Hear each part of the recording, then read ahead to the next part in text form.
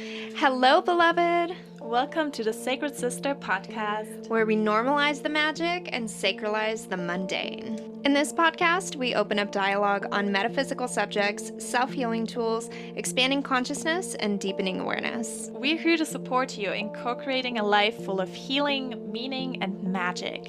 If you are brand new here, welcome and hello. We're so excited to have you here. If you want to know more about what's come before, Season 1 was great for building foundations on spiritual practices. Season 2, we focused on relationships, and now we're in Season 3. The season of the Empress, where we open deep dialogue with conscious entrepreneurs who are spearheading their sacred mission. We have an amazing lineup this season, so make sure that you subscribe if you haven't already. Now a bit about us. I'm your host, Britt, a self-study entrepreneur, personal transformation coach, and content creator. I'm prompting you to come to know the self more fully, because when we can acknowledge who we are as unique individuals, our potential to experience life gets a whole lot more interesting. And I'm your host, Hannah, a life beyond the veil coach, priestess, and astrologist. And I guide you to unleash your source powers, leverage your inner blueprint, and sync with life's algorithm to manifest your wildest dreams. Because hey, we're multidimensional beings playing this game of life. Let's make it fun and magical.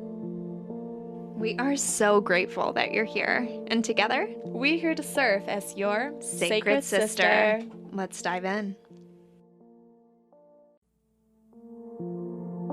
Hello, sacred beings, and welcome to another episode of Sacred Sister Podcast. My name is Britt. Welcome and hello if this is your very first time, and if you're a regular listener, then welcome back.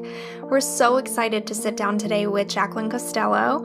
Jaclyn is a spiritual guidance counselor, and she also offers couples counseling, sacred meditations, and personal empowerment sessions, both here in Las Vegas and remotely. Jaclyn is both mine and Hannah's marriage counselor. Jaclyn's primary gift is to nurture expansion. She helps with the growth of awareness, peace of mind, love, spirit, professional enterprises, power, integrity, and creative capacity. Nothing is more satisfying to her than helping people make breakthroughs to understand themselves and the world around them more deeply. What you choose to do with that newfound clarity, she reminds, is up to you. But she warns you of this. Once you awaken the part of you that is able to perceive beyond the veils, it is nearly impossible to turn that insight off again. So be ready. And don't we know that so well? That is such a backbone of the outlook that we have on our human experience here in this life. And honestly, it is so aligned with the mission that Hannah and I had in mind whenever we created Sacred Sister Podcast. There's something that's written on Jaclyn Costello's website that I just love so much, and I'm going to share it with you here. What she says is, "I'm no stranger to transformation myself. My life has been a series of deaths and rebirths. I love what the Sufi saint and poet Rabia wrote. I died 1,000 times before I died. Yes, me too. Sometimes at the cellular level, other times it was a portion of my ego dissipating, or old habits and mindsets that were no longer serving my highest development. Do I have it all figured out? Of course not. As one of my dearest clients says, it's a process. But I do know I've devoted my life to climbing the mountain of truth, self-discovery, cosmic mysteries, and if you too feel called to forge a path up that beautiful mountain, I would be honored to be your guide." Initially, we were really excited to have Jaclyn on because of the transformative experiences that we've had with her in both of our partnerships and our marriages. I started seeing Jaclyn with my husband about, I think last September maybe, and we initially went to her with various trust and intimacy issues that we had been having that had been building up for years and years and years. And, it took a little while for both of us to get comfortable with going and inviting a third party into our intimate space, into our relationship, so that we could really discuss things that we honestly felt it was time to receive guidance on, because we really, really were at a point that something needed to shift gift. We just didn't really know how to go about doing it. And that is, I feel like, the perfect introduction where people in a partnership are able to reach out and extend themselves, asking for someone who is willing, ready, and eager to guide them, inviting them into their sacred space and really opening our hearts to doing that work together. There's some kind of really special magic that happens whenever a third party is brought in that has a completely unbiased opinion, usually that doesn't know the two individuals and is really just there to offer some deeper insights that maybe each of the people are missing, overseeing. And it really helps to get that third party's perspective on what they're seeing, what they're hearing, and then offering different practices and prompts. So it's like we would go in for our sessions, we would get some really nice homework, and that homework gave us this invitation to bring the conversation home with us. I feel like one of the biggest activations for us was that we really started noticing how we spoke to each other more, and it really helped us to just be more conscious with the way that we would communicate with one another. And I think a lot of people would probably resonate with that. There's also this narrative about, speaking about intimate issues within a relationship that Hannah and I really wanted to normalize with this episode, because there's a saying like you shouldn't air your dirty laundry, like you shouldn't really open up about some of the more vulnerable aspects of your relationship. And while I'm not going to sit here and give you every detail of what was going on, I do think that as a sacred sister to all of you that are listening to this, it's really important for me to just normalize this and let all of you know that you're not the only one struggling or thinking you're the only ones with this specific issue in your life, even though your issue is going to look really unique and individual to both of you because there's no partnership like your partnership. Overall, there are some different traits that we can see from partnership to partnership that can be categorized into different realms of what people would go to see a guidance counselor around, if that makes sense. A main message that we really wanted to bring to this episode was the normalization of counseling and seeing counselors. It is so normal and healthy to have conflict, and truly the strength that resides within a relationship is able to be seen whenever you look at the ways that you deal with conflict. If you do find that Sacred Sister Podcast is offering unique and transformative insights and prompts, if you see this as a benefit for your life and you would like to support Sacred Sister Podcast, you can do so by leaving us a 5-star rating and or a comment in the rating and reviews section of this podcast. If you have already done that and you'd like to know how to support more, first off, we thank you for doing that. Ratings and comments really help us with other people's searchability whenever they're looking for spiritual podcasts. And otherwise, you can always share different podcast episodes that are really potent and resonant for you with your friends, your soul family, and your blood family as well. If you're looking for ways to support Sacred Sister Podcast, these are some of the ways to do it. And we thank you so, so much for your continued support. It is an honor to be of service to you in this way, and without much more, let's hop over to Hannah's astrology segment where we're going to take a look at Jaclyn Costello's energetic DNA.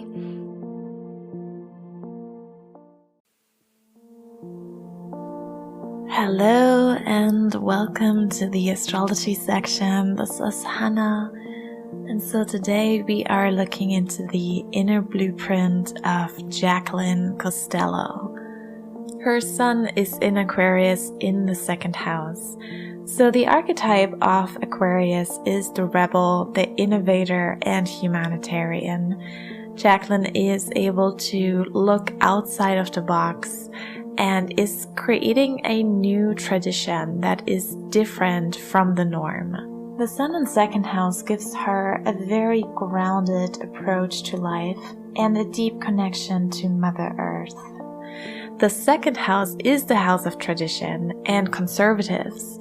So there's a part of her that loves to be a part of a traditional structure, but at the same time be able to liberate herself and dance to the beat of her own drum.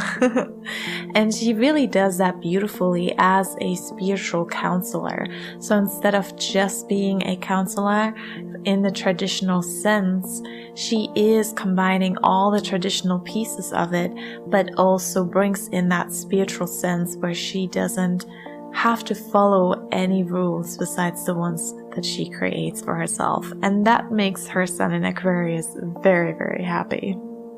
There's another thing that is really unique about her Sun, because it is a part of a interception. Whenever we have an interception in our chart, an intercepted sign in this case, it means that the sign cannot directly be accessed. We have to go through the sign before that in order to truly access the Aquarius in this case.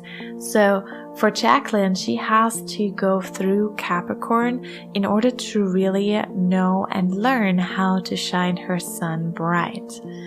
And Capricorn is ruled by Saturn, and her Saturn is conjunct Jupiter in the 9th house, which is her chart ruler, since she's a Sagittarius rising.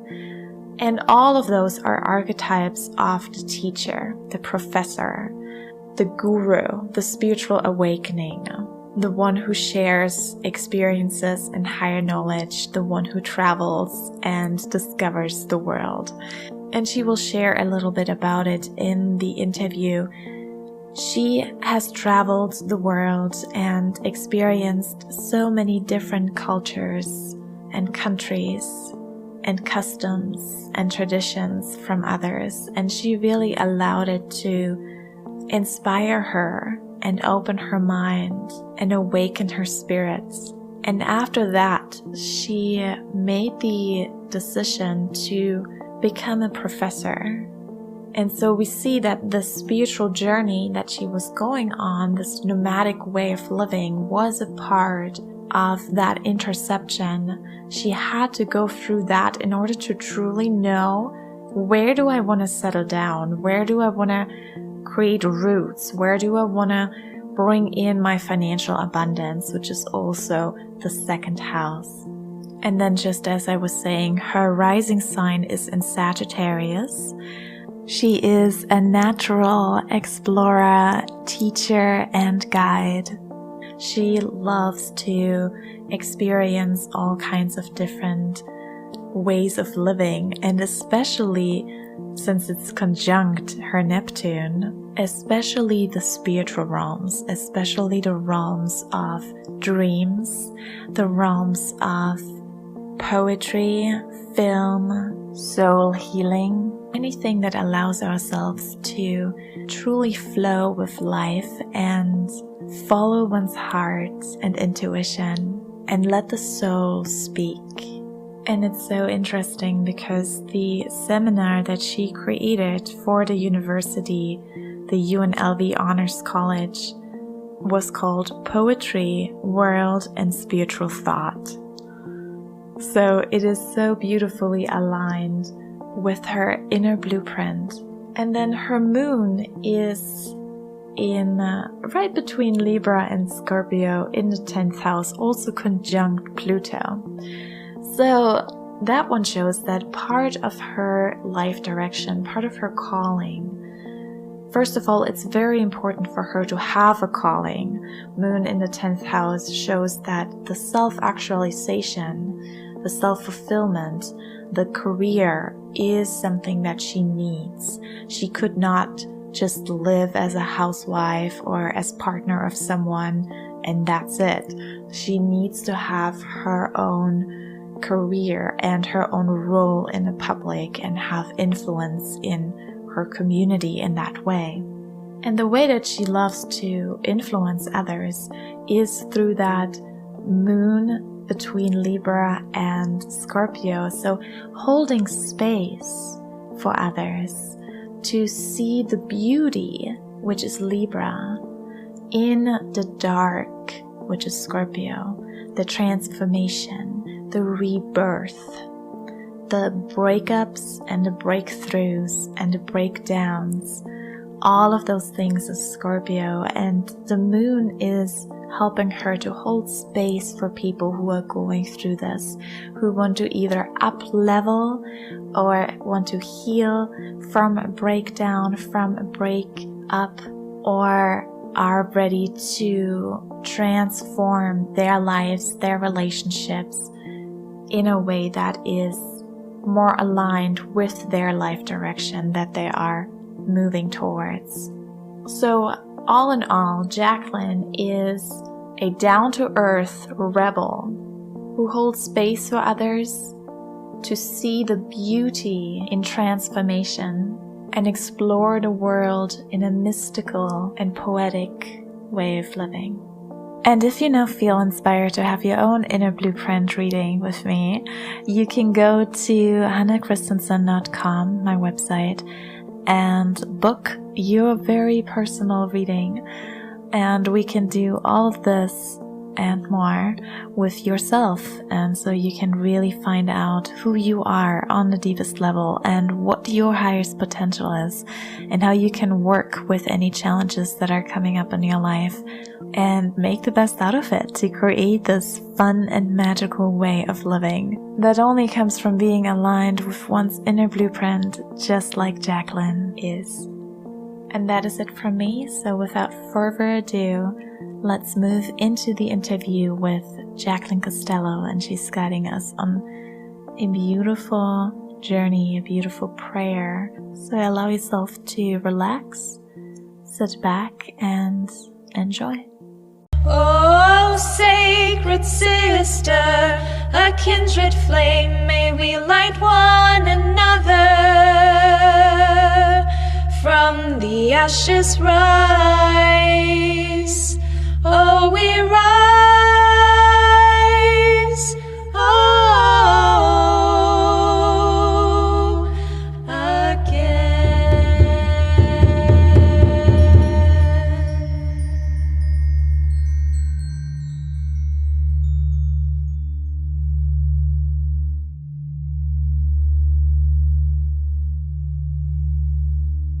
Okay, so I'm feeling that we begin with the Buddhist metta prayer. I love this prayer because it asks that we also bless ourselves. And I feel that more people than not don't bless themselves on a regular basis. So this is a beautiful circular prayer that asks us to begin by blessing ourselves. So let's take a moment to center with a few deep breaths.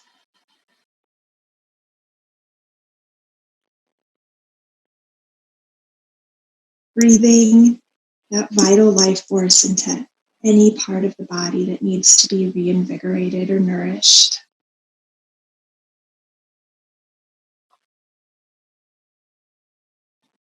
That life force, that breath can clear out any stagnant energy,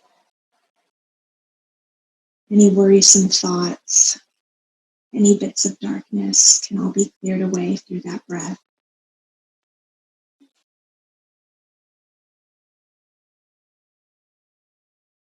And when you're ready, place your right hand over your heart and your left hand over your right hand. And I'm going to voice aloud each line of this blessing, this prayer, and you can silently voice these in your head. And as you're voicing each line, we don't want this just to be a cerebral practice. We really want to feel these blessings being infused into our hearts. So if it helps you to imagine warmth going through the palms of your hands into your heart, or a bright light going through the palms of your hands into your heart, imagine that and feel that in your heart. You may even visualize the blessings in your head if you like to create a narrative or imagery to help manifest these blessings. I don't know if you heard that, but that's my dog joining in. So we begin this prayer by blessing ourselves. So say these lines quietly to yourself. May I be well.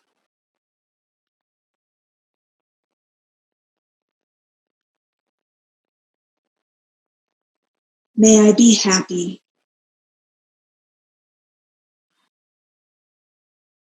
May I find love. May I find peace. Now think of someone that you love very deeply, a partner, a family member, a friend, and with the same sincerity and power, you're going to wish them the same blessings. May they be well. May they be happy. May they find love. May they find peace. And now think of someone that you don't know intimately. It could be someone who bags your groceries at the grocery store, or someone at work you never got a chance to become too familiar with. And you're going to wish that person these same beautiful blessings. May they be well. May they be happy. May they find love. May they find peace. And now, think of someone who has done you wrong, someone that has harmed you or hurt you, or someone you're still angry at or you haven't forgiven. And with complete, authentic love, you're going to wish that person these same blessings. May they be well. May they be happy. May they find love. May they find peace.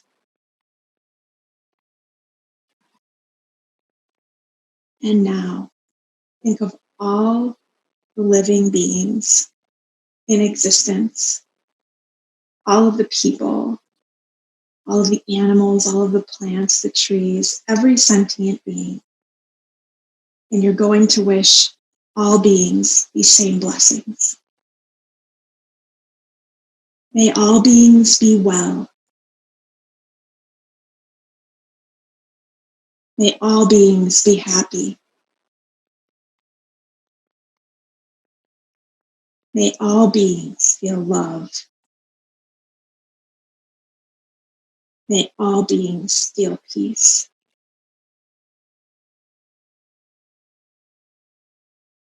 And this prayer closes with us blessing ourselves once again. May I be well. May I be happy. May I find love. May I find peace.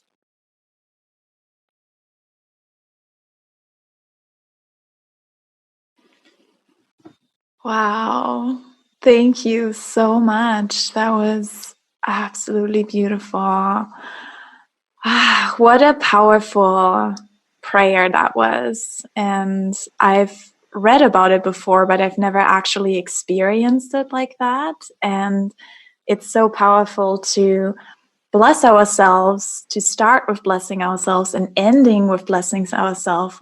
Like, it's this beautiful container, this beautiful present that we're creating. And then in between all these people, the intimate relationship, the strange relationship, and the kind of hateful, the enemy relationship, and then the whole world. So beautiful. Thank you. And so funny too. The first thing when you said, may I be well, I actually heard, may I be wild. And I thought, okay, well, I like being a wild woman, so I don't mind. You're like, well, the Buddhist. Go ahead. Oh, I was going to say maybe Hannah's version of being well is being a little wild. I guess so. That was my message here. Yeah, the Buddhist knew what's up. Wow. And what a profound way of just gaining awareness, at where we're at in our human experience and what readily comes to mind. It was so fascinating. I had no idea that I have such a deep connection with this guy that does bag my groceries at Sprouts. He's like I'm going to ask him now. I feel that he's a Native American and he's always got some beautiful stones. I'm usually wearing stones and he asks me like, what something is, and he'll show me what he's got in his pockets and whatnot. And it's just little pieces of awareness like that. When you prompt me, I'm like, oh, wow, he popped up. I love him.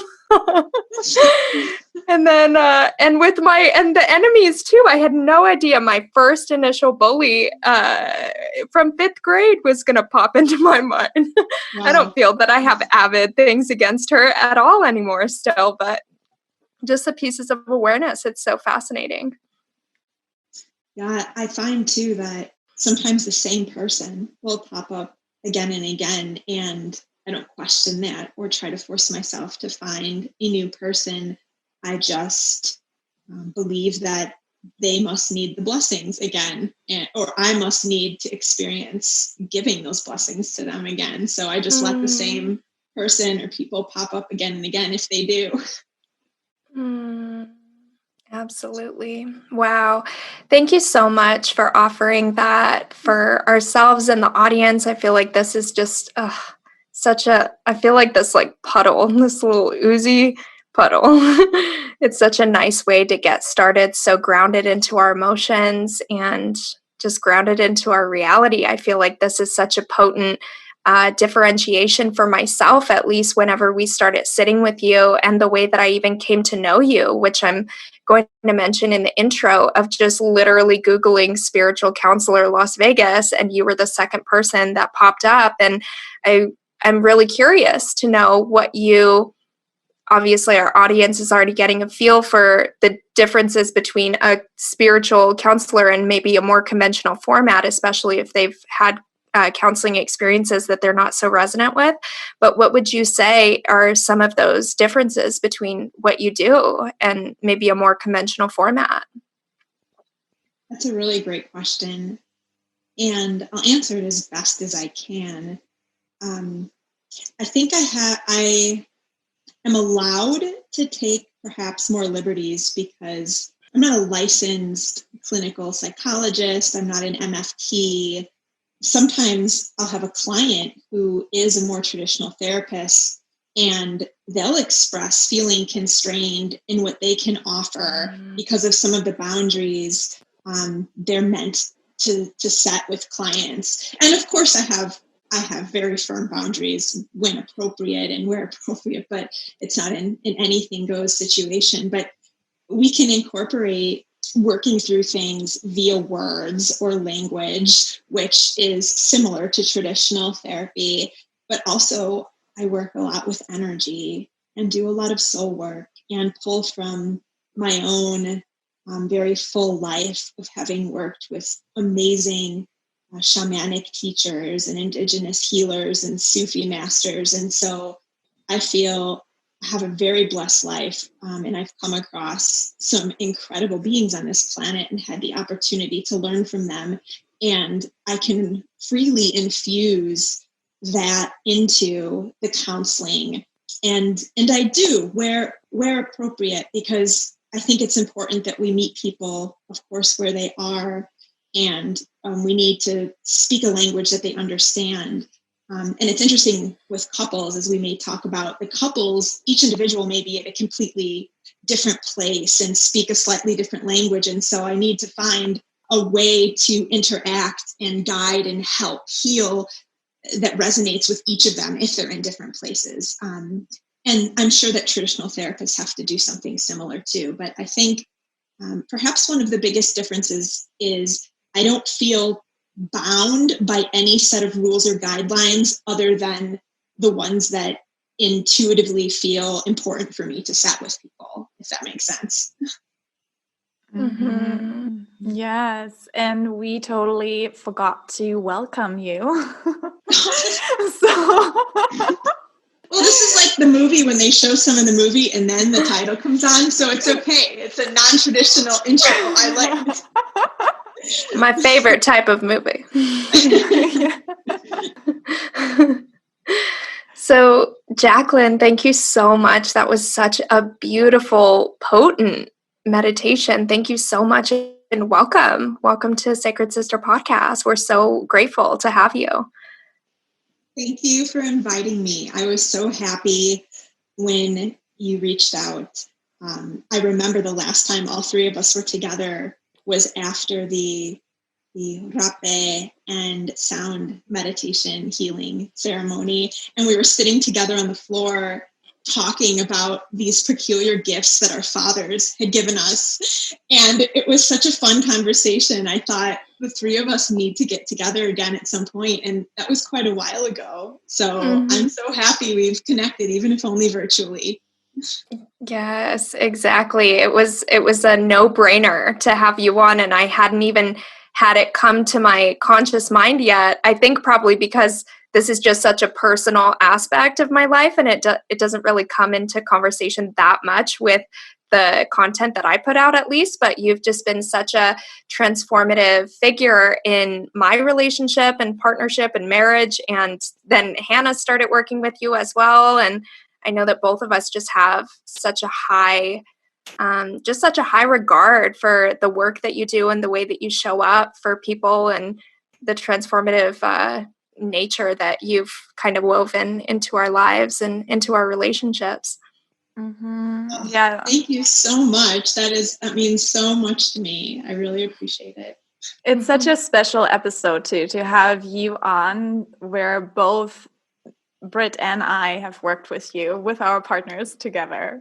Yeah. And it's been, I feel really, really passionate about this because we really want to talk about how to sustain healthy relationships in this episode. And we want to stop with this old paradigm and this old way of thinking that when you seek counseling, something is wrong in your relationship and it's like a bad thing and you should look down on people that seek counseling.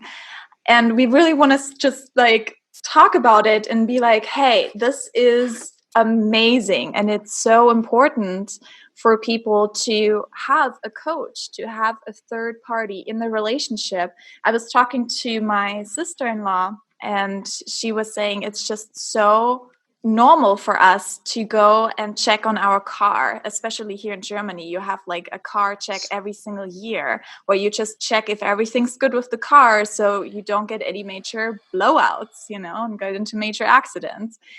But it's like a weird thing for us to think to check on our marriage, like, which is like one of the most important pieces, or our partnership, even when we're not married. And then this is this old paradigm thinking where why are we thinking that going to counseling is something weird or negative and going to check our car is something completely normal and good. Yeah, I'd love to just add on to that because so much of what you're saying resonates with me. I feel like what people see as normal, or the perception people have of, well, what's the normal or a good even marriage, in my view, is typically really unhealthy. And a lot of the behaviors that people accept as, oh, well, that's just a part of life or marriage, are part of that old paradigm you're observing. And who made up that rule that this is what normal is and this is what's okay? It's not.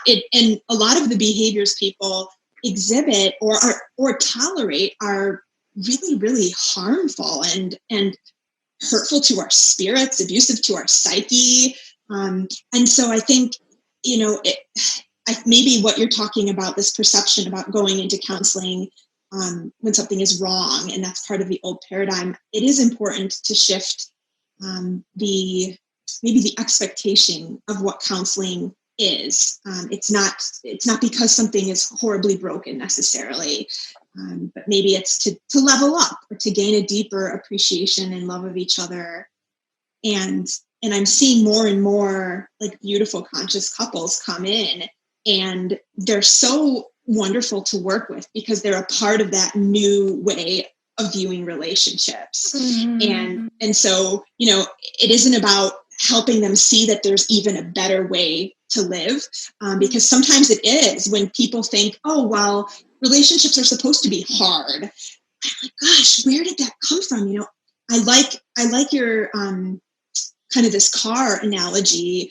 And I sometimes use the analogy of a garden. It's not hard taking care of a garden or a plant, but you need to put love into it. You need to put some water on the plants and maybe sing to them and like dust off their leaves. And if there's a little mite thing, you have to take care of the mite infestation, but it's not like strenuous on our soul, and we're not compromising some important part of ourselves to take care of this garden. But if you neglect the garden, it dies, it withers. And I feel like that's a more appropriate way of looking at a relationship. It shouldn't be this hard, horrific experience, but yes, it takes effort and love, of course. Yeah, you know what? I haven't even watched the video that I saw yesterday, but there was in the caption of it, do you know JP Sears? JP Sears, he's like this redhead guy, and he does these like kind of like funny, tongue in cheek, the ultra spiritual guy. He's kind of like part comedian, bringing stuff to a lot of spiritual concepts. But he uploaded this video, and something in the caption just really stuck out that I think is relevant here is this idea of an addiction to our comfort zones, to staying inside of our comfort zones. And I was just like, wow, I don't usually think of it worded in that way, but I love the way that both of you just worded, the perspectives that you have on this, where it's like awareness. Are we willing to gain awareness over our patterns and where some of our beliefs and thought systems have stemmed from? Are we willing to give it time, space, and energy to look at our family dynamic and the things that we just like subconsciously picked up and the lineages in our lines? It's like we're able to gain such a massive index of awareness if we just have the curiosity, the interest, and if we're willing to kind of like get dirty, right? The same thing as the garden. We've got to be willing to like rough up our clothes a little bit because we know that we're able to like clean stuff. Yeah, a freaking dig, because we might find some like gold rings in the soil whenever we're going to plant things. It's like you never know what can be under there. And I think so many people, it's hard to envision our relationships or partnerships in a completely different energetic vibration, right? Whenever we haven't really experienced it, maybe even in ourselves in past relationships, but especially in the one that we're in, sometimes it can just be so daunting to even envision that we could be experiencing a different type of relationship, right? Yeah, I love that. And I also find that sometimes a partner, an individual in a relationship will feel guilty because they'll have a new standard and say they've been with someone for 10 years, however long it is. It can be 5 months, 10 years, 20 years. And suddenly they don't want to tolerate the old standard that they established as okay with the partner. And they feel bad, like, oh, well, now I have this whole new set of guidelines. And I'm like, well, yes, you do. And that's okay. That's actually lovely. That's a gift to the relationship, so it's an invitation for the other person to step into this new, like even more beautiful and more fully bloomed relationship that you're forming. Absolutely. I love that. I love how you just said it's an invitation to step in, because if one partner feels, hey, you know what, we could up level and be on this level. Do you want to be on here with me? And the other partner says, yes, I do. It's magic. I am calling in beautiful beings with a deep, burning, yearning desire to know themselves more fully, to feel fortified and faith-filled in the awareness that you came here with a purpose that only you can fulfill in your own unique way. For those who seek to cultivate their own resonant spiritual practices, I created the Sacred Self online course series just for you, to share intuitive tools that help one bloom from within. Doing deep self-study and introspection work has completely changed my life. I grew up in 18 different homes and 9 different schools across the Las Vegas Valley. I was intensely bullied and coped with moving a lot by morphing myself into whoever I thought other people wanted me to be. And it never, ever worked. I was anxious, a crippling perfectionist with a pretty severe identity crisis too. I know this isn't what your story is, but maybe some of you can see yourself in me. One of the most valuable things that I've learned in my 5 years of tireless, passionate self-study is that no one has the answers for me necessarily. That in order to transform, it's my job to prioritize the time that I need to sit with my gifts and my triggers, my stuff, myself. In the 3-part Sacred Self series, I guide you to create a sacred space for sitting in self-reflection. Invite in devotional gestures by creating a candle of presence, and gain self-awareness through self-study, utilizing Sacred Svadhyaya, a journaling practice. I had a client tell me recently, wow, I never really realized how much I glossed over the concept of self-acceptance. It's really like the most important thing. My sentiments exactly. When we can invite in the awareness that maybe, just maybe, our challenges have come as learning opportunities for us to grow wisdom and strength from, our lives begin to change, no matter the challenge, no matter the hardship. If this feels like a resonant step for you, I invite you to join me in the Sacred Self online course series. Use code SACREDSIS for 20% off when you purchase the 3-course bundle. Visit the online course tab on britlynlabeouf.com to enroll, and remember, you are the healer you've been looking for, but are you giving yourself the time and space to do those deep dives? If one partner feels, hey, you know what, we could up level and be on this level. Do you want to be on here with me? And the other partner says, yes, I do. It's magic. This is just magic, even if they don't know how. Yeah. Yeah. But even just saying, yes, I do, I want to. And that's already, the big change, the big first step to change and transformation. And yeah, it's so interesting that we have this conversation while I'm in Germany, and I feel this is, again, super aligned that this is happening, because I am realizing the relationship dynamic between my parents, and I am realizing also some patterns that I may have taken on from my relationship with my parents that I take on with my partnership now. And it's so fascinating because our parents, mother and father, are usually where we learn relationship from, where we learn, okay, how does that work between men and women? And it's fascinating because I was talking about this with my mom, that my husband and I have had 2 sessions with you, Jaclyn, and it was amazing. And she was just like, no, I don't need that. I talk to my husband. We can talk this out. But the thing is that they are stuck in a pattern. They have been stuck in since I know them. And every single thing, it always comes back and they trigger each other in the same thing over and over and over and over again. And they haven't talked it out. Like, they talk about it, and one person says, I don't like that. And the other person says, well, that's what I do. And that's what I am. And then the other person is just like, well, I guess I just have to live with this now. But there's not like an actual transformation, or like, hey, let's work on this together. Let's find a way. Let's find a common ground on this. And I love that you just mentioned about the different standards, because my mom was also just telling me that, oh, we're not going to change. Like, our relationship is not going to change anymore. We've been together. They just celebrated their 43rd wedding anniversary, which is amazing. They've been together since my mom is 16 and my dad is 18.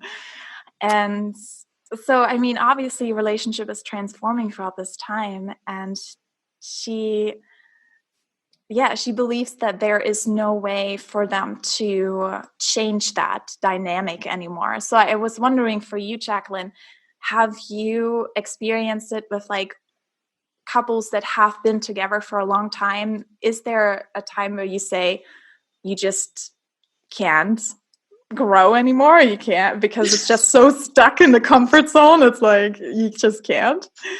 Wow. I wouldn't. So I would say the short answer to that is no, because I think we can always grow beyond that comfort zone.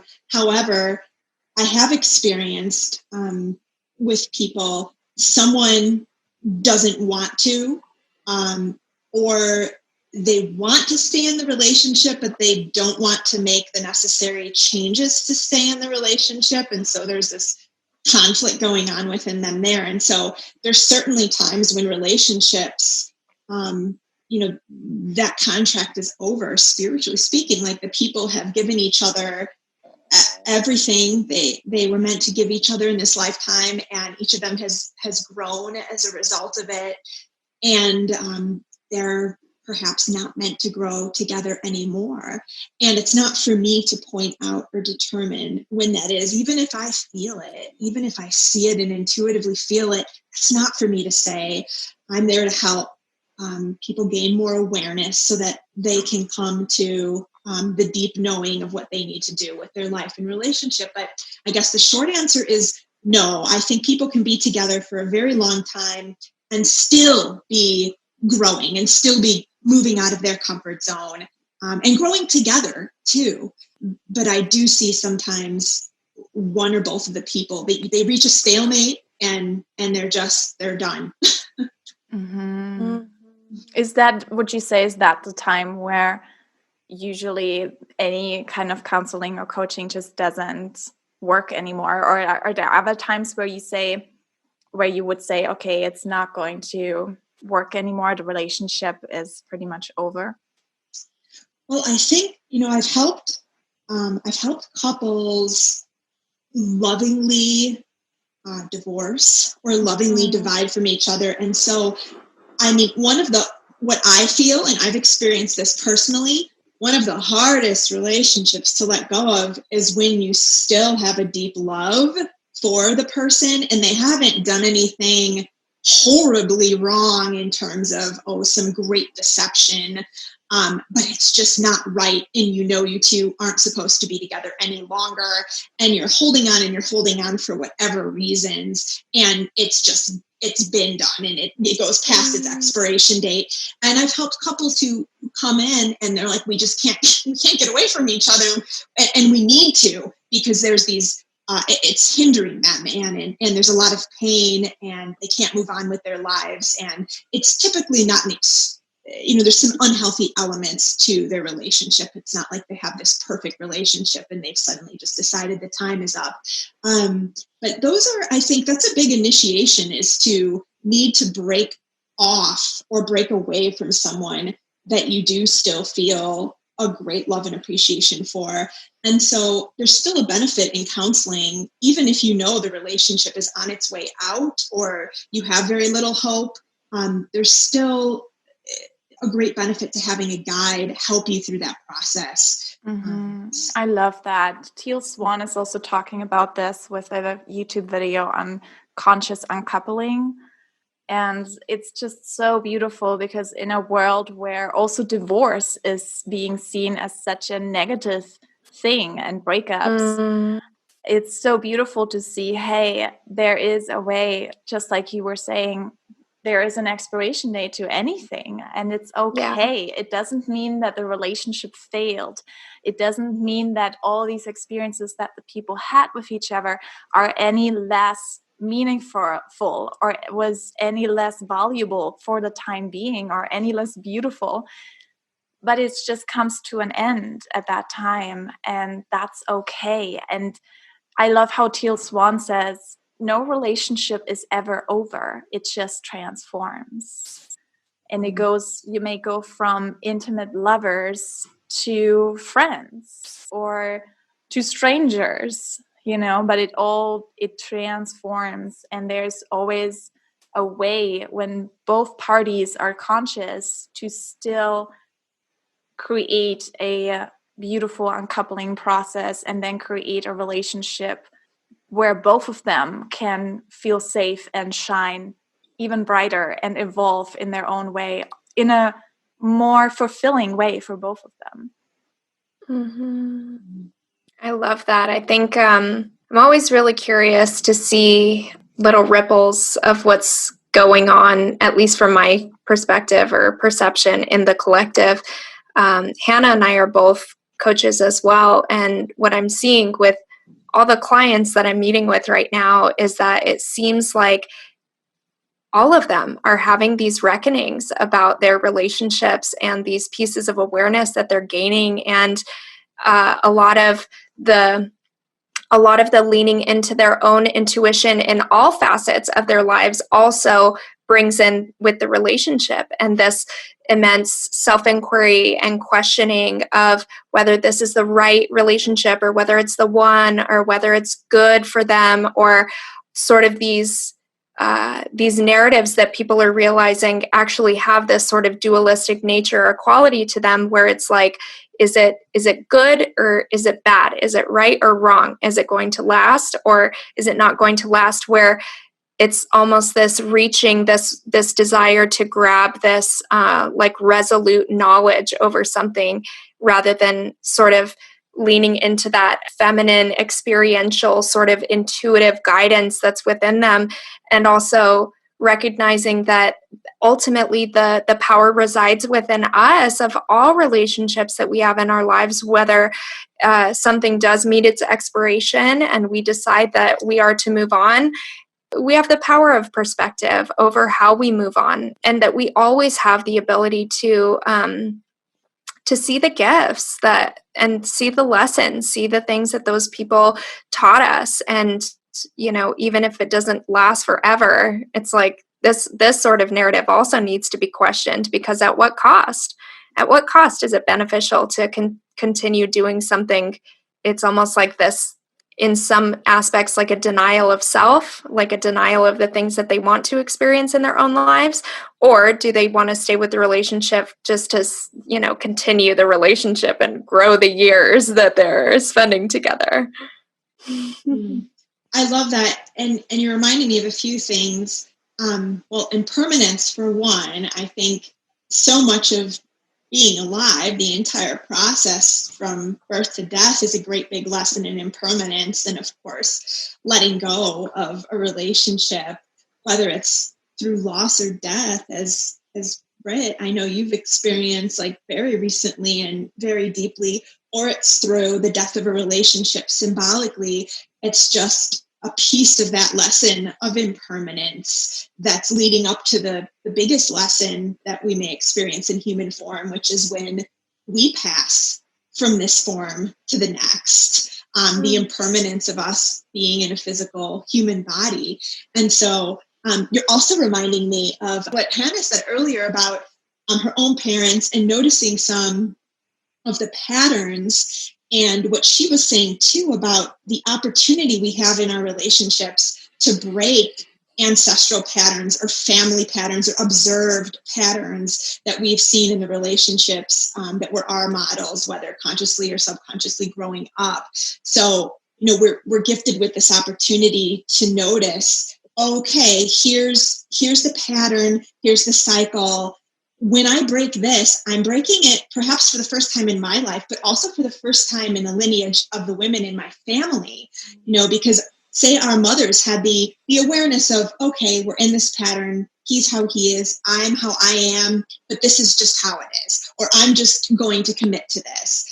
Now I think the next kind of generation, and I'm speaking generation symbolically, it doesn't need to be specific years, but this next generation of women is saying, well, no, I can heal this. I don't need to just go with the cycle of what's been modeled and what's been normal. I can set the new standard and invite my partner to meet me there. Yeah, I love that you just said that, because that's really what my beloved and I were going through. And what I've realized is, because I have such deep understanding and like such deep love for him, the things that triggered me from him that were like little things, or I made in my mind that, oh, there's just little things, or he didn't mean it that way, or it wasn't a big deal. My soul soaked them all in. And when I was doing shadow work, I was like, oh my gosh, what is there in my, and interestingly enough, it was actually on my lunar return. It was a first quarter Scorpio moon, which first quarter, it's all about challenges.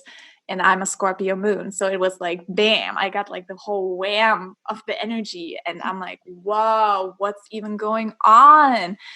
And I had to do a lot of that shadow work, and I had to talk to him about it, because I'm like, I'm not going to not let you know what's been going on within me.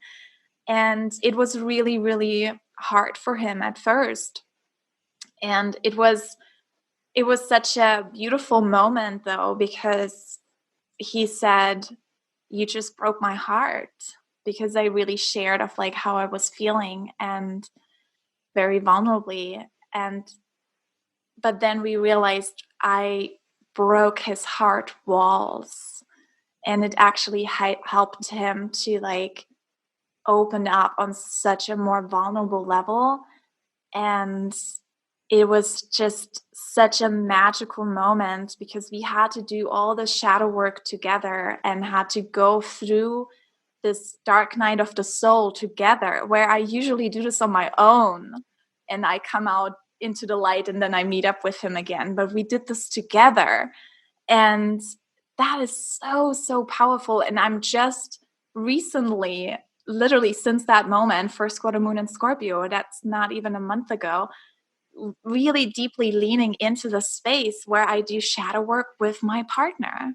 And it is so powerful. Like, I feel like just like anything, we have to first put our own mask on, right? We first start with just our own. Like, I had years and years and years of shadow work and with my students and clients, but I actually never did it in that way with my partner before. And doing that is just like, wow, it just shifted everything. And it was on such a deep level. I mean, we did shadow work before, but it was just a more shallow way, but it was like deep. We went really, really deep and dark. And from that point, we like, wow, we got through it. And there was actually a point where both of us could have fell back into our old patterns. And especially for my beloved, he was like, there was a time where he just wanted to have space and detach and not be vulnerable anymore. And he was about to leave too, because he's like, I'm just going to go to the gym now, while we were like in this shadow work thing. But I kept him going and asked more, and we still kept on going. And we turned it around into like this beautiful like rebirth, like, just as they were saying, if you walk through hell, don't stop, keep going, because that's when you go to heaven, right? And we literally went there, and it was just so magical, because now we are in a different cycle. And we said that this is a new cycle for our relationship. We dove deep, and we can now rise higher. But if we didn't dive deep, if I didn't voice all these vulnerable thoughts and feelings that I had, we wouldn't have gone there. And if he didn't allow his heart to open, we wouldn't have gone there either. and it wouldn't have been possible. So we got to dive deep to rise high. That is beautiful. And that speaks to how strong a relationship you have. That story right there just shows, wow, you are really a beautiful model for your daughter and a beautiful model for people around you. And I think a part of the illness that we collectively suffer in regards to relationship is a lot of us haven't had a lot of good models. And so we're like pioneers trying to figure out, well, what is a healthy relationship? How do we work through conflict? And what you just shared was so powerful. And that descent, the fact that you two bonded in the depths of that darkness, I could imagine only solidifies your relationship even more deeply and more strongly to have gone through something like that with someone and to come out all bright and shiny and new again. Typically, you'll go through that process of diving in really deep and working through the shadowy parts. And then you'll come out as an individual with newfound clarity and direction. And then you re-meet with your beloved. And that's beautiful in and of itself. And we should all do that. But the fact that on this incident that you were sharing, you two did that together. That is one of the top ways to form a really solid bond with someone that is lasting. Think about people who go through war together. They're buddies forever, or the people you sit in an ayahuasca circle with, or any kind of these experiences where, we're just, we're in it, we're in the trenches. And so the fact that you invited your beloved into that with you, and you two went through that together willingly and consciously, is beautiful. And I feel like, I guess I'll add this to that. And we don't need to talk in this direction if it's not quite right, but I do feel like there's sometimes a tendency to feel that, well, everything is always love and light in this kind of new spirituality, and that we can't be depressed, or that if we show our human side, it's of some detriment, even in professional relationships. Oh, well, you keep your role, like don't be human, or don't show that vulnerability, or don't show that you too have been in places of darkness. And I completely disagree with that, and feel that, first of all, who's going to be the better guide? Like someone who's also been through the trenches and knows the way out, or someone who's never been there. But also too, it's through gravity that we get depth and soul. And if you're really open to feeling the heartbeat of the world and of existence, you're not just going to feel good things. You're going to feel horrific, heavy, existential, devastating, suffering things. And so you're not always going to be able to pop up and be smiling every day. And it doesn't mean you're dwelling in those negative things. It just means you're feeling what existence is. And so I think it's important that we don't shy away from those experiences when they come up. I think, it's a good time to form roots, and it's a good time to feel some of the depth of what it means to be a human being, and to root yourself, I guess. So you shared just a beautiful embodiment of that philosophy through the story, Hannah, that you shared. And so I think that's really lovely and powerful. Thank you. Yes, absolutely. And this is what this podcast is about. We've been talking about this so many times. Almost every episode it comes up. Hey, life is not just love and light. There's shadow, and shadow is good. Shadow gives us depth, and shadow gives us balance. It's light and darkness. And the darkness is also seen as Mother Goddess. Light is Father God. And it's divine feminine is dark. Divine masculine is light. Like we got to have both of them in the balance. And in the darkness, when we dig in that soil, just as you were saying, Britt, we can find all kinds of treasures that we had no idea were beneath. And we can grow, even find new nutrients, and grow even stronger trees and flowers because of that, because we're deepening our roots. If we just have shallow roots, we can only grow like a little bush, and that's going to be our relationship. But if we go really deep, we can grow such strong, deep roots, and it can blossom into a big tree. Yeah, exactly. I love all the nature symbolism and the garden analogy, and even the weeds. Whenever we go in and are tending the weeds, or what we perceive to be these, useless, sort of bothersome, tiresome aspects of the relationship, we can still be pulling these up, and then we really start to get into the work of like alchemy and learning our more witchy sort of sides, and learning how to turn these weeds into really potent tinctures and elixirs and medicines, and looking and finding little pieces of agate and jasper and all these like little rocks that we're able to tune into the vibrational personas of. And it's just so lovely. Once again, we're coming back to perspective and how it is that we step into something. Is it from an empowered, liberated space where we're able to see something for what it is, acknowledge it, sit with it, listen to it, feel into it, and process it? Or that same thing with the addiction to the comfort zone. I love it so much. Are you ready to connect deeper with your intuitive powers, feel confident in your decision making, and manifest your dream life and business with less stress and more flow? If you are, a heck yes, I got something for you. The Moon Manifestor membership.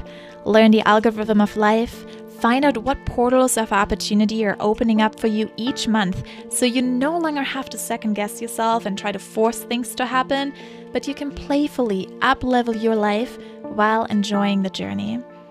And just like Pamela, one of the Moon Manifestors, who says, "The Moon Manifestors have influenced my life in every way. Honestly, my life has become so much less stressful and so much more in the flow. I love seeing amazing things manifest for each of us." So what are you waiting for? Join the Moon Manifestors and transform your life in a fun and magical way. For only $39 per month, it's like your spiritual gym membership. So go to hannahchristiansen.com and sign up for the Moon Manifestors, and I'm so looking forward to seeing you there. May you live your dream life with less stress and more flow, because you are worth it. We're coming back to perspective and how it is that we step into something. Is it from an empowered, liberated space where we're able to see something for what it is, acknowledge it, sit with it, listen to it, feel into it, and process it? Or that same thing with the addiction to the comfort zone. I love it so much. And I love the way that both of you just had tree references right now. And as someone who has really dealt with codependency, and it's also something that I see rippling through the collective so much too, learning how to grow those roots for me in my relationship especially has been so potent. Learning how to stand in my own flesh and learning how to cultivate happiness within myself is really this priceless aspect of the human experience that I think is gaining more and more awareness with so many people. That truly it's like the cliche sayings and whatnot, like learn how to stand on your own 2 feet, and like we were talking about earlier, having the things that we settle for and the things that we consider normal and don't challenge and don't question as we move on in life. And if we can gain awareness over what our patterns are, issues that have panned out in so many probably different relationships in your life and might still be manifesting in different ways in your current relationship. And it's like you can just get so downtrodden and just think that, oh, why? Like, why do relationships have to suck so bad? Why do I have to run into this freaking issue all the time? Why are all these people so stupid? So this, so that, and we push all these expectations and all these different ways that we want people to just be there for us. And can't you just make me happy? Like, shit, is it so fucking hard? And we can be so, convicted by our own beliefs. And it's the most humbling process to truly look in a mirror and understand that usually it's coming back to the self. And I wanted to touch on this too, because when Hannah was sharing her story and at different moments that you've been sharing your depth of wisdom, Jaclyn, I was thinking back to the yogic system and so many Sanskrit terms and different aspects of the yogic system, and the limbs can be interpreted in so many different ways, and in my yoga teacher training, when we first heard about abhyasa and vairagya, which I'm going to open up about now, it was mostly abhyasa translates to effort, and vairagya, the return. And the method of yoga that I'm certified in is where we're basically doing 2 actions in any given yoga posture at one time in an effort to form stability. And so if I'm externally rotating my shoulders and drawing them down my back, I want to also be adding some effort to stabilize this portion of my body. And I think of it in the same way so much in relationships as well. If we are giving right action and we have right discernment over the right action that is for us in this moment, we can completely detach from the outcome of what it is that's going to pan out. I have this tattoo on my forearm, "You can't do truth wrong." And for me, coming back to that integrity and coming back to what my truth is and allowing myself to express it outward is enough for me. And it took a long time for that to be enough for me, because I stem from so many abandonment issues in my past where I was like, but if I'm fully myself, nobody's gonna want me, and liberating this to where I'm able to express what my feelings and thoughts and emotions and boundaries are and where I seek to see change. And then I can totally detach and just be free to let my partner show up, right, in the way that he's feeling called to. So that's my little rant. I know I went on for quite a while, but not a rant. That was lovely. I love what you're saying, that you're also speaking to, in part, this idea of identity and the importance of going in deep in order to be our most authentic selves and to show up in our fullest, in Hannah's case, wildest, most liberated self. But I think that does a lot of things in a relationship. For one, it gives our partner the opportunity to see us at our most beautiful, because I do truly believe we are the most beautiful when we're the most fully ourselves, whatever that is and whatever that looks like. We become less beautiful when we start trying to go over to a different order, or when we cram ourselves into a box or a role that isn't the fullest expression of ourselves. So it does that. And it also gives our partner the opportunity and the permission, so to speak, to show up in that same authenticity, whatever it looks like for themselves. And I'll add that can always be changing. And I think it's amazing. It amazes me when I notice myself as something so other than what I've noticed myself as before. And I'll say, well, why am I sitting this way? Or look at this new way I'm doing my hair, or this new way that I'm speaking. Who is this? What is this? What am I becoming? Is this conscious? Do I like what I'm becoming? And to just witness, and sometimes I judge to keep myself in check, because there's certain qualities I do want to maintain and certain qualities I never want to embody. So there's a little bit of a judgment there in a healthy way, or a discernment, but mostly just to witness, like, wow, I'm becoming something else, or I'm transforming. And how does that, if I'm in partnership, how does that work with this partnership? But the first step is just to know who you are and to be exploring who you are and to be comfortable with that expression. Yes, absolutely. I love that. Did you want to add something?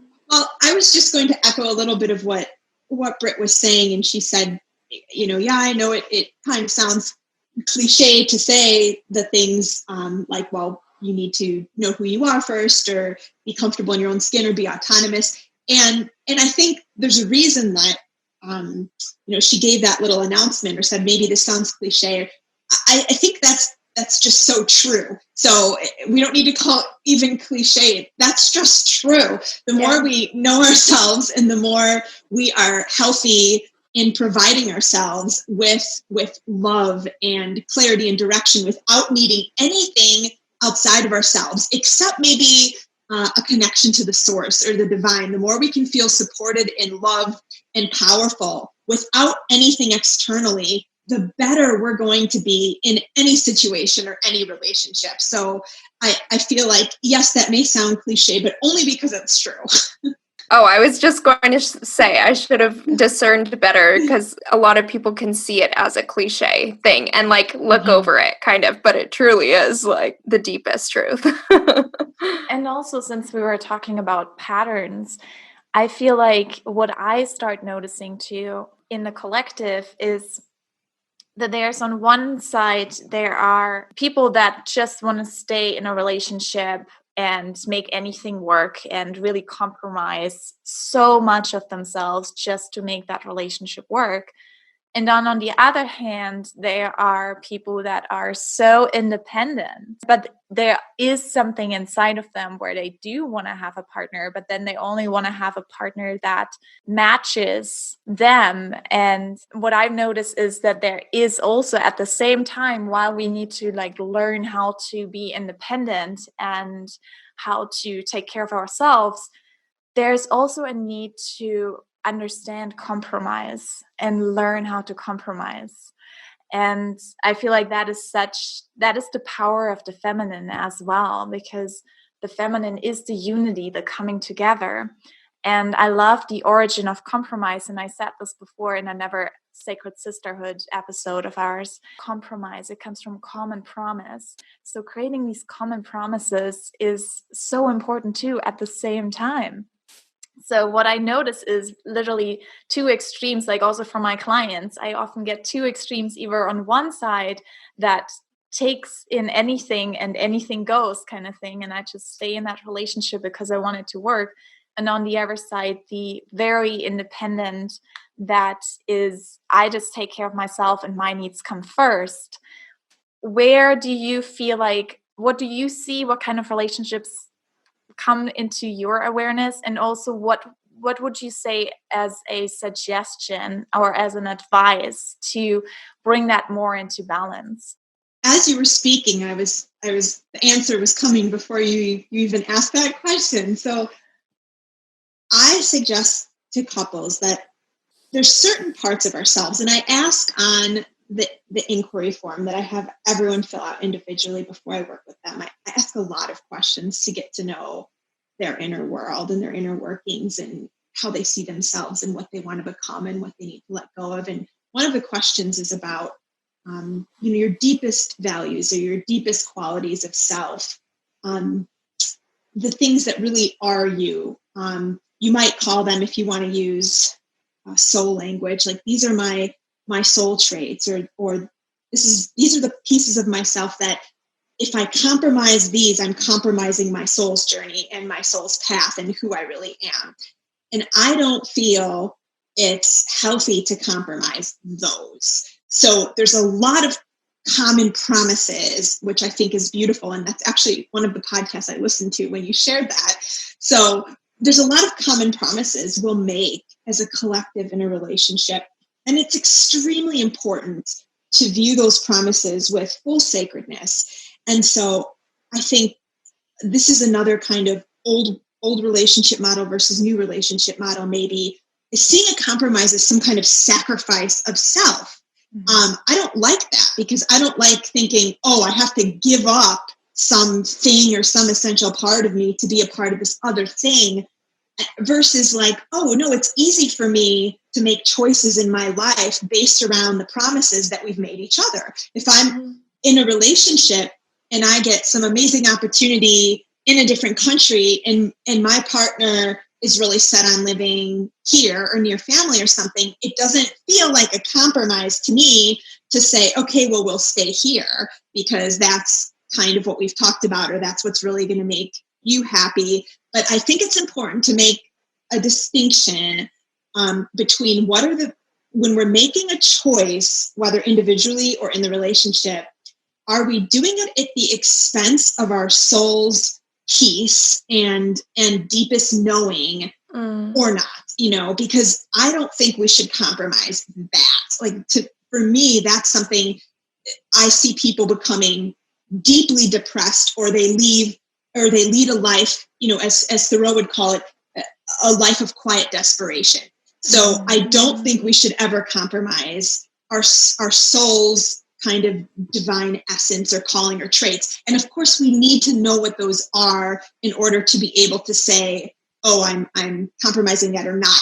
And that's very different than somebody's whims. That's very different than someone saying, oh, well, I just feel like doing this right now because that's what I'm feeling called or pulled to do. Okay, well, at what level? Like, is it really one of those deep, essential pieces of who you are, or is it just like a flight of fancy? And so I think, to answer your question, Hannah, I see there being a pretty clear distinction for people who are in touch with themselves and have done a lot of self-reflective work. There's a big distinction between I'm making a compromise for the greater good of the relationship in a way that's not, putting a huge dagger through my spirit. And then there's things that you're like, oh my gosh, like my wings are coming back into my body. I can't even be myself anymore based on this compromise I've made. Like, I'm truly not being myself anymore. And people start like feeling like they're dying inside, or their spirit's being crushed. Like, you shouldn't compromise yourself to the point where you feel things like that. Mm-hmm. Yes. What Beautiful. a distinction. Mm-hmm. What a distinction. Yeah. I thank you so much for sharing that piece. I feel like that's like the pinnacle, because so much of this work within relationships stems from the place that we're at within ourselves. And the only way that we're going to have any sort of insights as to how it is that we should move forward, or what it is that we desire to experience in our relationships and in our lives, comes from that knowing of the self. And especially if you are, for any of our audience that might just be like, well, how do I start tapping into that kind of stuff? If they're, really curious to see that.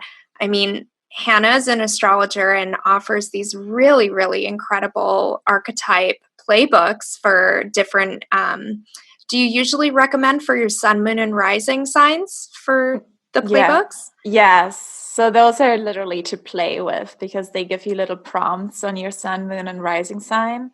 And then to really get to know your inner blueprint, I really highly recommend for anyone. That can be astrology, that can be through human design, that can be through the chakra system, just like finding like a system that you resonate with and really getting to know yourself on that deeper level. Because yes, we have a DNA on the physical level, but we also have an energetic DNA, and we can look it up.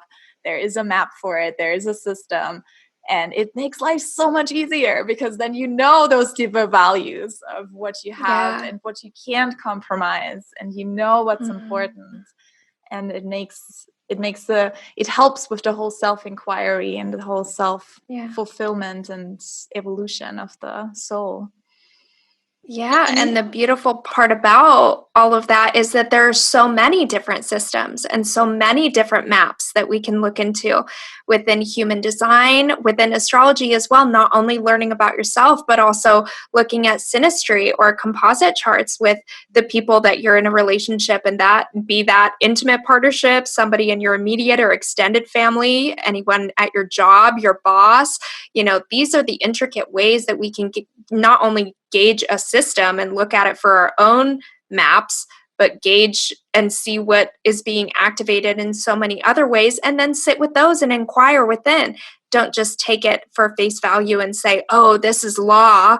Really inquire. See the way that those subtle relations come up. See what they look like for you, because the beautiful thing about the chakra system and different aspects of human design and astrology is that so many of these energies that we can look into are archetypes, and archetypes are vast, limitless, able to truly show themselves and manifest in like literally limitless ways. So it's not just the research, it's not just the map, it's also equally self-inquiry and asking yourself, well, what does it look like for me? And this is one of the ways that I feel like some people just don't understand fully the complexity and the dimensionality within all these self-knowledge systems, because we still want to take it at face value and just be like, oh, no, that doesn't resonate with me because someone used, 5 words to describe Virgo that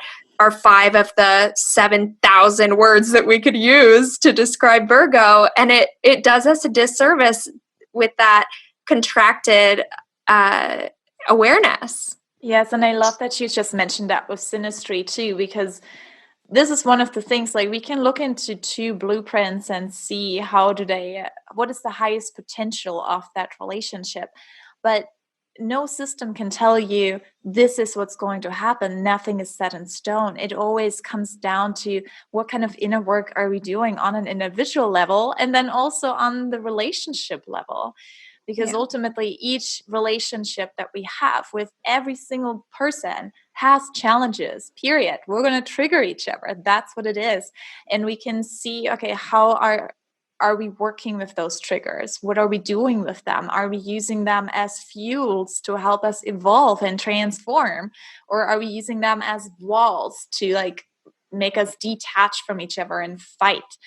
And when it's like one way over the other, finding ways, okay, if we just continuously fight, is there a way that I can work on myself? And then my partner usually mirrors that back. Whatever is going on inside of myself is being mirrored by my partner in some way or another. And when the inner work doesn't work with the self, it takes an inner work with the relationship. And that's where the coach comes in. That is so, so helpful, because yes, we can do these shadow works and inner works together as a couple. And we also interviewed the yoga couple on that, by the way, that have written the book, The Inner Work. But then having a neutral third party there, someone like Jaclyn, who is so spiritual and shamanic background, who has an idea of this multidimensional self, of the ways that we're living, that this is not just a human body, but we are so much more. We're a conscious being that is incarnated into this body at this moment, and we have a purpose and a mission. And talking with someone like that, it is so powerful because Jaclyn is holding space for us. You Jaclyn, you're holding space for us to make that work and to create it and do it in a safe way. So it's not something where it can even turn into a fight, but it's more like, okay, how can we work through this on a very highly conscious level? And it doesn't mean that you can't do that on your own, but it's like, it's like not, okay, I do it on my own in the relationship, or I'm taking a coach. Like, no, I'm doing it on my own, and I'm taking a coach. It's both. That's where really the power comes in. Wow.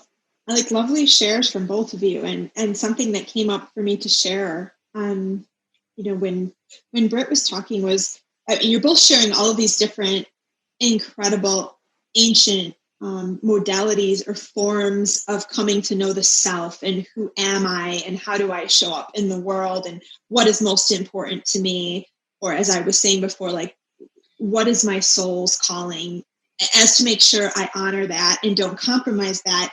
And I wanted to just bring up a super practical, down and dirty way of kind of exploring this, and that's through trial and error. And so in the course of a relationship, if, you're doing this, I hear this term from Britt a lot in some of your materials, self-study. So if you're truly someone devoted to self-study and you're doing this inner work, it's like, okay, at some point in my relationship, I'm going to be integrating this or applying this. And I think let's come back to what Hannah was talking about before in terms of what is a compromise that's healthy versus what is a compromise that perhaps we shouldn't be making. Well, if you want to really give your relationship a good old college try, try compromising something that maybe you feel like, is that one of my core soul values? I feel like it is, but I'm not sure. My partner's kind of asking me to move through life with him or her in a certain way, and I feel like that might not be the best thing for me, but you know what? I'm going to give that all of my energy and sincere attention, looking at it as an experiment, looking at it as this doesn't need to be permanent. This doesn't mean that I'm signing up to move through my relationship in life this way forever, but just to kind of check to see how this feels, I'm going to go ahead and make this compromise. And I've done this, and I've really been able to take away any little voice in my head that says, oh, you shouldn't be doing that, or that's not right, or that's going to fail. And I've really said, I'm all in the way that your vision is saying we need to be.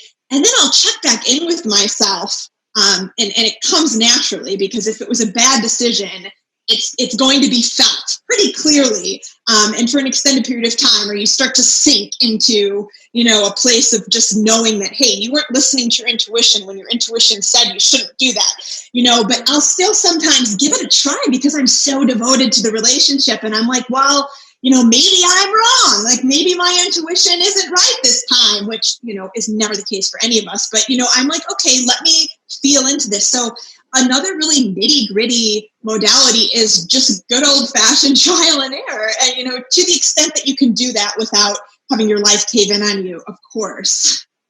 Beautiful. Yes. So true. So true. And it happens to everybody. Like even when we do know our inner blueprint, I still find myself like compromising on things. And I'm like, you know what? No, I know that this is what I need, and it's okay. And our needs shift too. And we're evolving and we need different things. And yeah, I love that. Yeah. Some other piece of insight came up, and I can't remember exactly what it is right now. Oh yeah, just about really finding what works for you and liberating and being empowered and what works for your relationship, no matter how strange it may seem. Obviously there's a spectrum of where that should lie, whether it's within toxic traits or disempowered motives or things like that, obviously, but there are so many aspects of my relationship that seem very strange to other people in terms of, I travel a lot. We're very, very independent, and, we have a lot of our own projects going on all the time. And there are just so many opinions from people about the way you should parent, the way you should be in a relationship, things that are good, things that are bad. And this is another really great learning opportunity that we have to just, again, inquire within and be like, okay, yeah, but how does it make me feel? How do we operate whenever we're leaning into this thing? And I love how you said about trial and error too, because sometimes the things that you are an initial like, I don't think so, or like, probably not. Actually, when you give it that really heart-opened, good old college try, you might just be so astounded at how much it actually benefits your life. And I can't even tell you how many times that's happened in my own relationship. And usually it comes from breaking down my own stubbornness and my own, sometimes just ego assertion of what I think that I know that I want, and being willing to play with that, being willing to question myself and try different things and getting curious. So thank you for adding that. No, I love that. And it all ties back to what we were speaking about earlier. And I can't recall if it was you or Hannah that brought up these check-ins, like having, I think it was Hannah, like having relationship check-ins or checkups. And if you're going through one of these experiments where you're saying, okay, well, you know what? let's try this out. Even though I've had my hesitancies, let's go ahead and both commit to this common dream that we're going to create in this particular way. And then let's check in with each other in 3 months or 6 months or a year or whatever it is. And that's so important, so that you don't end up just taking on a new norm that isn't working for one of the partners, or that someone's just grown accustomed to now, but they're really just tolerating it. So I think it's beautiful to have those check-ins with each other, and also on a more frequent basis. I think having weekly check-ins, and especially with couples that are really busy or don't necessarily have daily intimate connections, or the opportunity for that, people with children or two really busy careers. I think it's really important to say, okay, well, Sunday nights, we're going to go into our sacred space, and we're not going to talk about logistics or the household or the kids or a to-do list. We're just going to sit across from each other as two human beings, and I'm going to see, how are you? How are you feeling? Not in relationship even to me, but just like, how are you? And holding space for that, and then turning the table and having your partner ask you the same. And I think that's so important, that you still see each other as just two people on your own soul journeys, and everything he or she says isn't always about you, and there doesn't need to be that piece of you that always comes up. Does that mean he doesn't love me, or does that mean this or that? No, let's just hold space for how this person is feeling, and have them do the same for us. And then you can, if you want, check in on the relationship too, like, how are we doing? But I think that's so important.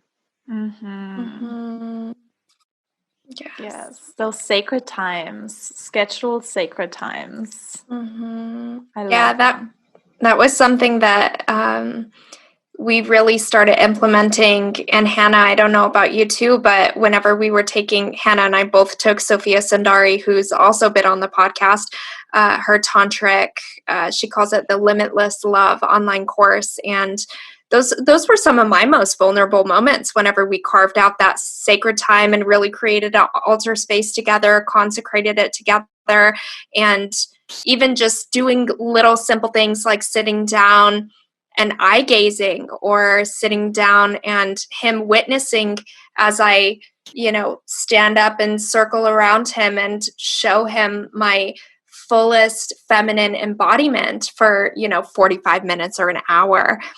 And these are kind of for the purpose of bringing greater depth and trust into intimacy. But it's like, wow, those just taking the relationships deeper, and the practices that we can use to do that, and the vulnerability that it takes to lean into that, especially if it's not normal. Yes, and I feel like that's like that emotional sex, like I see sex as synchronized energy exchange. And on a physical level, like, yes, it's definitely important in a relationship, but if it's not there on an emotional level, where you have this emotional, like, soul connection, where it's not even about any physical touch at all.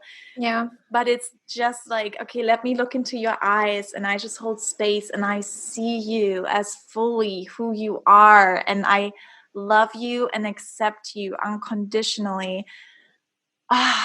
That's that kind of sex that brings me to the physical sex on such a deeper level, and more orgasmic and everything, because that is that depth, that feminine depth. And I feel like that's what has been kind of like in our porn culture has been completely missed. People have forgotten about that, because we're just knowing, when you think of sex, like, yeah, sex is important in a relationship, we think of the physical aspect of it, but there are emotional, mental, spiritual, so many more, and they're all interconnected as well. And when we bring all of these aspects together, it's like, wow, whole new level.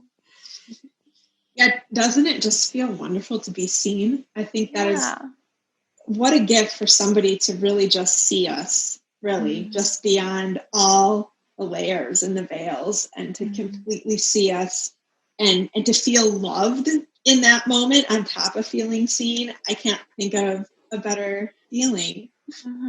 Like being able to drop all the masks. Yes, to drop all the masks. Yeah, and then to give someone else that opportunity to fully see and love someone else. That's also, what a powerful feeling, to be able to give someone that gift. Yes. We just talked about like pretty much the most important thing in a relationship to stay connected and to have not big areas of conflict and become larger issues are those check-ins, even weekly check-ins, like bringing in a coach when there's like deeper integration necessary, or when we feel like we want to really up level our relationship.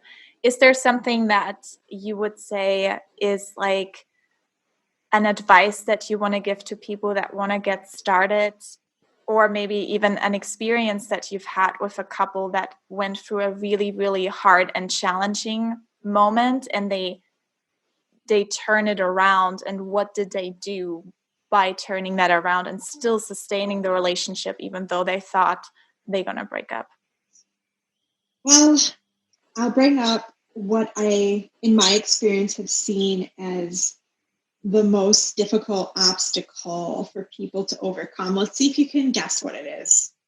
Any guesses? Ego. That might be at the root of some of it.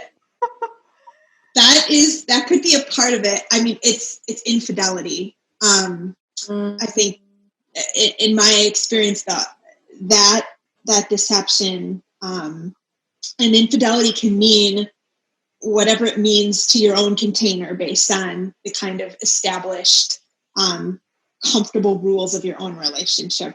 So I guess I'm speaking really traditionally as emotional and physical infidelity together. I think when somebody has a sustained, intimate, deep connection that is also physical and unknown to the other partner with somebody else, that creates really, really deep wounds and a potential complete destabilization of the relationship.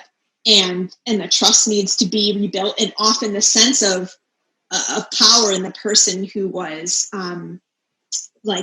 deceived. They might ask themselves questions like, well, why wasn't I enough? Or do they not love me anymore? So there's a sense of self that needs to be re-explored. There's so much, so many complex wounds that can come from infidelity. But infidelity doesn't necessarily need to mean the relationship is over. And there's actually one of my favorite TED Talks on this is called Rethinking Infidelity by Esther Perel. And one of the beautiful things she says, she has so many nuggets of wisdom. She's like a Belgian psychotherapist or sex therapist, but she says that most adults in the contemporary world today will have 2 or 3 like long-term relationships over the course of their adult life. And for a lot of people, those are with the same person, implying that relationship you have will die and be reborn 2 or 3 times. So 2 or 3 relationships doesn't need to mean, oh, well, I'm only in my first one right now with my husband. I guess this means I still have 2 other ones with someone else. No, it could mean your relationship will go through a major transformation several times over the course of being together. And that's indeed necessary often after a huge deception or obstacle like infidelity. That old marriage, that old relationship is over, and it's up to the couple to, okay, do we want to start a new one together? And of course, there's a lot that goes into that. How do we rebuild? What needs to be healed? But, as far as tips or advice, as Hannah brought up, I would say don't see any major event or experience in your relationship as necessarily an end. It doesn't need to be. It can be an end to the relationship you had, but it doesn't need to mean that the entire relationship is over. It can transform into a new form or be rebirthed completely together. So I think there's a lot that goes into that process, and it'd be hard to encapsulate in a few moments what that looks like. So I think the bottom line would be just because something really detrimental shakes the foundation of your relationship, it doesn't need to necessarily mean we're done forever. If that's what you want and that's what you feel and that's how you're being guided, then that's the truth for you. But it's not a universal truth for everybody. Mm-hmm. Yeah, it might just be up-leveling your relationship right there. These deep transformations. I love that. That was such a beautiful ending too. I feel like, okay, how to sustain a conscious relationship? Here we go. Wow. Yeah, so many insane nuggets. So beautiful. Thank you so much for sharing everything that you did. Thank you. I just Thank you looked so much. Absolutely. I just looked at the time and I was like, really? How is that possible? How has this been like so much longer than usual for this season? So we do have some questions that we ask every guest, and these usually can be like shorter format questions, whatever it is that comes to mind. So the first is, what does sacred mean to you? Sacred, the words that come to me are holy, protected, devoted. I think those are the words that come to me if I'm giving you the shortest answer possible. Beautiful. But sacred, maybe to go with the theme of our conversation, sacred is, we should not compromise the sacred in our lives. Yes. And who is a sacred sister to you, and what does it mean to have a sacred sister? Oh gosh.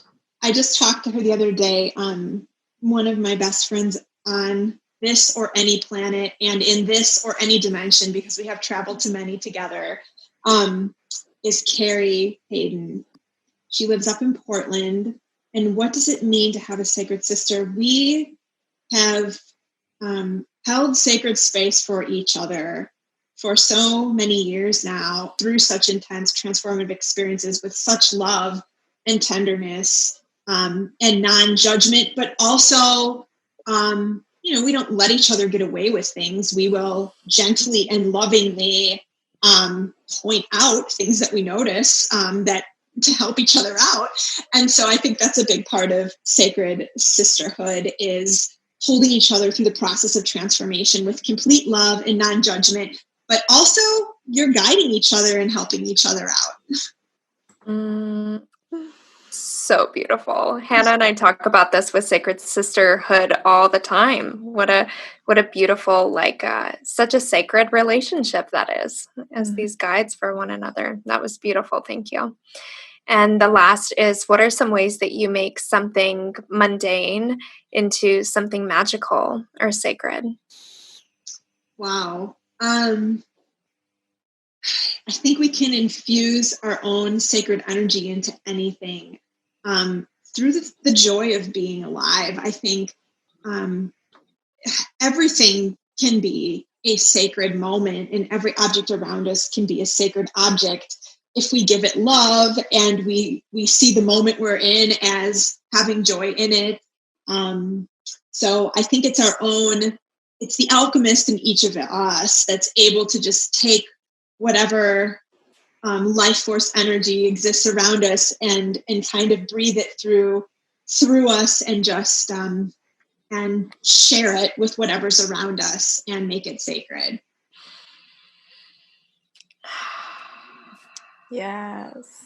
Wow. Thank you so much, Jaclyn. This was so much fun sitting with you.